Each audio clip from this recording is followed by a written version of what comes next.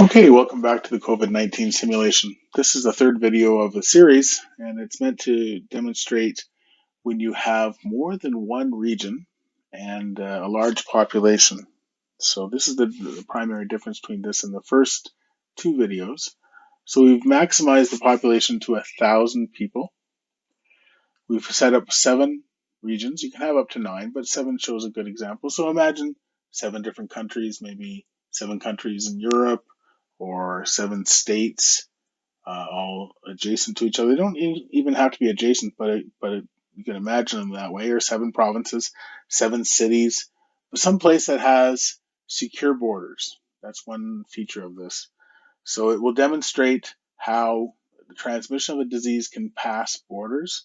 And really, it's a good demonstration of how travel and restricting travel uh, facilitates or prevents the spread of the disease and how it moves through populations. Now, each one of these regions behaves the same way in that there's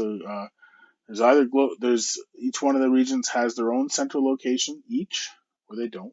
We'll have them each will have a central location. So all the other settings are the same for each geography or each region. They all behave the same. So it's more of a demonstration of how does COVID, or any disease for that matter, like COVID, move between geographies. So we'll begin the simulation now. Everything else is the same as before. You can see there's 7 regions. There's only one infected person. Oh, and now we already have 3 infected people, and only in the top left region. Travel does happen, about 10% of the population. As you can see, occasionally you'll have a blue dot traveling.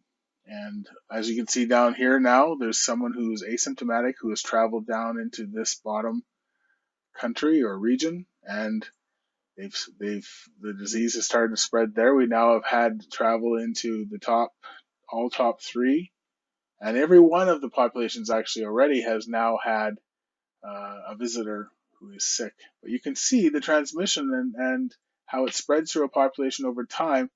The top left, where it all began, really is the most advanced in terms of symptomatic and asymptomatic transmission, and the number of people who are healthy is down to 4 in that population. And you'll see that each one of these will likely follow a fairly similar pattern in terms of the transmission of the disease. There is a geographic basis to this. Not each one of the boxes are identical in size, although the population is spread out with about 133 dots, 120 dots per geography or region. And as you can see, there's not a lot of recovered people anywhere but the top left region. So the top left is moving along and recovering earlier than, let's say, the last region to be infected, which may be the one directly below it. Some regions have no healthy people left. There's only looking like 3 regions where healthy people remain in the population, and they are definitely in the minority. There have been a few deaths, looks like 4 from my count at the moment.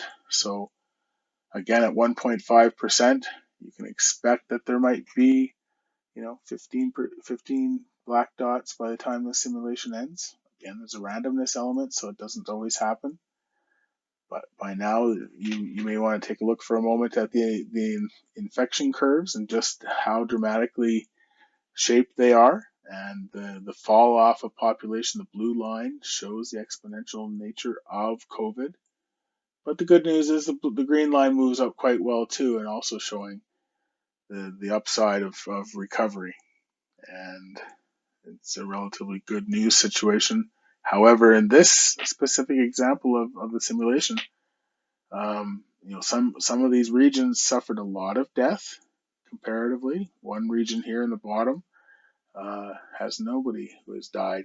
So it can also be an example. This could be Spain, or this could be the United States. It's interesting to see how some geographies, it can be random. It can be there's no determinism of death and who dies in this. It's a random assignment, but it can be a good understanding in terms of it's not going to be the same everywhere. Although, it's about to end the simulation with looks like one. Yeah, we have 1 out of 1,000 in this simulation.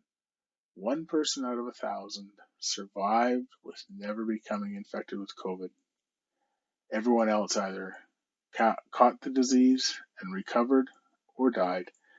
And 1, 2, 3, 4, 5, 6, 7, 8, 9, 10, 11, 12, 13, 14, 15. So we have 1.5% practically death rate. So the numbers seem to have proven out. And that's a good simulation of 7 zones. If you want to try this for yourself, it is free. It's available on GitHub. The links are in the video description below. It's free for you to modify in Python, the language it was written in. So enjoy, and hopefully you learn a lot about COVID and the transmission of infectious diseases.